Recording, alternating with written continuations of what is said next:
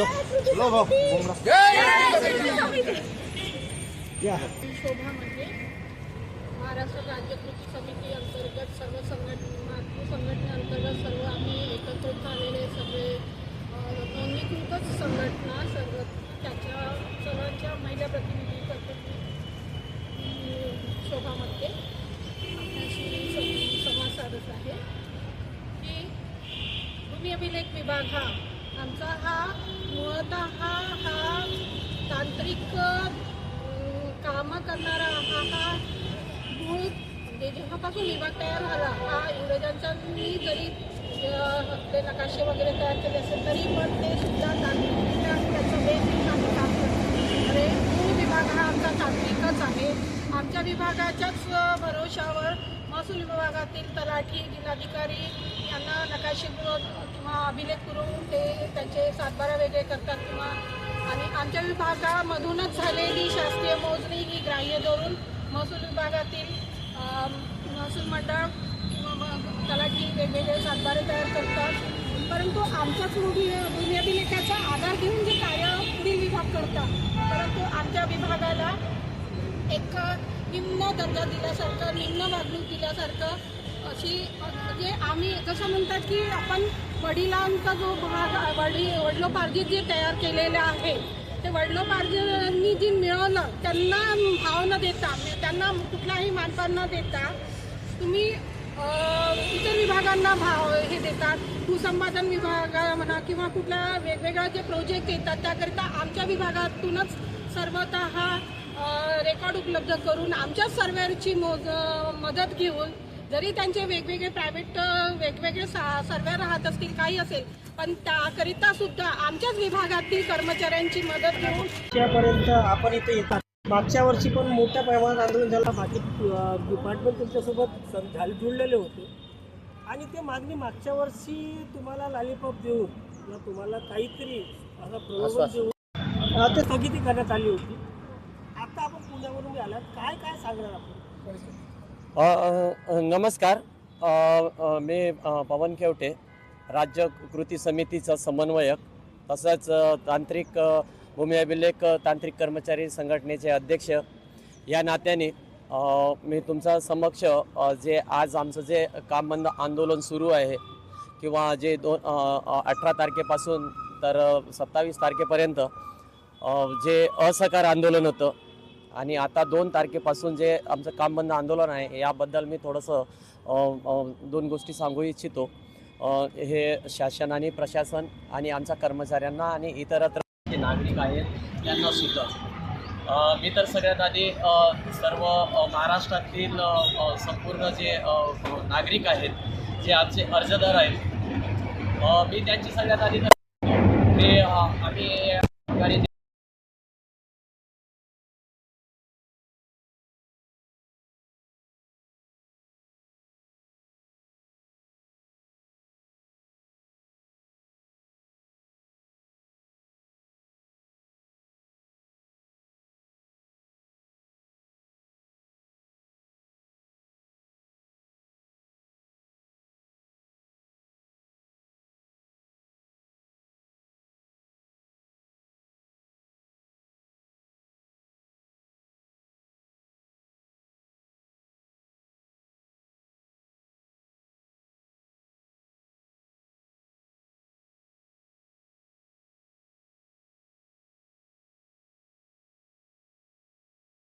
राबत असतो. परंतु हे सर्व करत असताना सुद्धा आमच्या विभागातील कर्मचाऱ्यांना आमच्या विभागातील भूमापकांना एक निम्न प्रकारची वागणूक दिली जाते आणि तांत्रिक स्वरूपाचे काम करीत असताना सुद्धा तांत्रिक दर्जा आमच्या विभागातील कर्मचाऱ्यांना देत नाही आहे. एका लिपिकाचे कारकुनाचे काम वेतन मिळत आहे. तर तांत्रिक आमच्या विभागामध्ये सुरुवातीला जरी 2012 पासून शैक्षणिक तांत्रिक अर्थ घेऊन सर्वेअरची भरती झालेली आहे.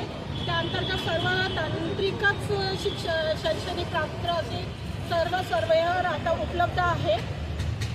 तरीसुद्धा त्यापूर्वीसुद्धा जे आमच्या विभागात भरती प्रक्रिया झालेली आहे ती भरती प्रक्रिया आमच्या विभागाची जी औरंगाबाद येथे प्रबोधिनी आहे विभाग तिथून त्या शासनमान्य प्रबोधिनी आहेत. त्या प्रबोधिनीतून पात्रता म्हणजे प्राथमिक आम्हाला PRTचं प्रशिक्षण देऊन आम्हाला सर्वेची मान्यता दिलेली असते. ती सुद्धा आमची शासनमान्य प्रबोधिनी आहे. त्याच्या आधारे आम्ही सर्व भूमी अभिलेख विभागाचे कर्मचारी सध्याचे तांत्रिक शैक्षणिक अर्हता पात्र केलेले व पूर्वीचे पण कर्मचारी हे पूर्णतः तांत्रिक स्वरूपाचे काम करीत असतात. तर आम्हाला तांत्रिक वेतन न देता शासन किंवा विभाग आम्हाला कारकुनाचं निम्न दर्जाचं म्हणजे 19,000वर सर्वेअरला वेतन देत आहे.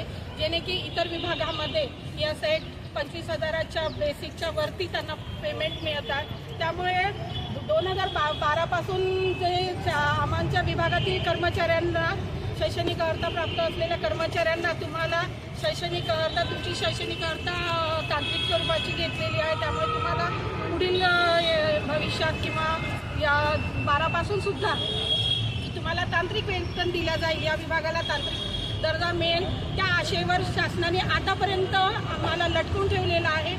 परंतु अजूनही तांत्रिक वेतन अजूनही प्राप्त झालेलं नाही. त्या सर्व आता ते इतके वर्ष होऊनही गेले. कामाचा 14 वर्षाचा वनवास संपला. आता 16 ते 18 वर्ष आमचे पण 9च्या बॅचचे आमचे पण 17 वर्ष झालेले आहेत. 12च्या बॅचचे पण आता 14 वर्ष त्यांचा वनवासही संपत येत आहे. परंतु अजूनही तांत्रिक वेतन प्राप्त झालेलं नाही. ते तांत्रिक वेतन प्राप्त होण्यासाठी तांत्रिक सगळ्यांना योग्य मानपान द्यावा. मानपान म्हणजे असं नाही की आमची आदरातिथ्य केलं पाहिजे असं नाही, पण बोलताना किंवा संवाद साधताना एक समान मानाची भावना द्यावी, ते आमचं मत आहे. आणि आम्हाला तांत्रिक वेतनासाठी आम्ही जो महाराष्ट्र राज्य कृती समिती अंतर्गत आम्ही सर्व तांत्रिक संघटना, इतर संघटना सर्व